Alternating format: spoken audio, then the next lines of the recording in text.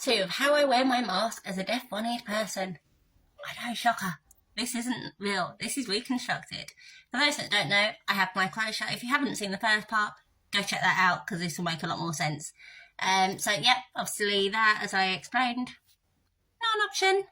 I did try a few other little methods and tips and tricks because it would, like, sometimes doing the previous method that I showed you just wasn't sustainable anyway. But like sometimes I'd do it, the mask I was trying to use would rip, and I would use the next, and yeah, it was using far too many masks and too much resource. But it just was not a good option. I tried securing it to my ponytail, I tried securing it to my bun, but then the problem was I couldn't get my hair low enough to then match ear level. So one side would sit like that and the other would be half up my face. Not ideal, not doing the job. I mean, I guess it meant that the people I was supporting didn't have to look at my face, but yeah, not great, not ideal. So obviously that didn't work. My current partner at the time had a CNC machine, and so did one of his friends, and he did something creative, I guess, to make things, and made me these.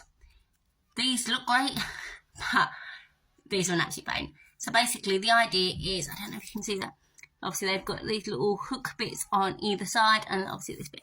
So the idea is you're supposed to hook your mask like there and, I don't know, there for example, and hook your mask on so then it doesn't go anywhere. I believe the NHS used these at one point to save their ears where the straps after a while hurt. Unfortunately, I didn't find these the greatest because they are hard plastic. I found they dug into the side of my head and my ears, especially when I was doing 10, 12, 14 plus hours and could only take my mask off for 5-10 minutes to have a cup of tea out in the cold at the end of the garden sort of thing. So not ideal, but yeah, it goes on like that. So I mean, it's on, it works, but comfort wise, no, it was not comfortable. Not ideal. The side of my head within an hour would be really, really sore because obviously they have to be on properly so they're not flapping about. Oh, I've got to get off now. But yeah, so that wasn't really an option. I mean, it is an option, but for me, for the length of time I needed it, wasn't an option. So that was a no, don't like that.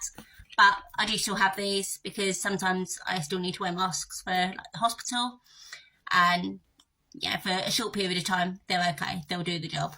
But for me, doing 12, 14 plus hours with a bit of plastic around the back of my head digging into my ears was not an option.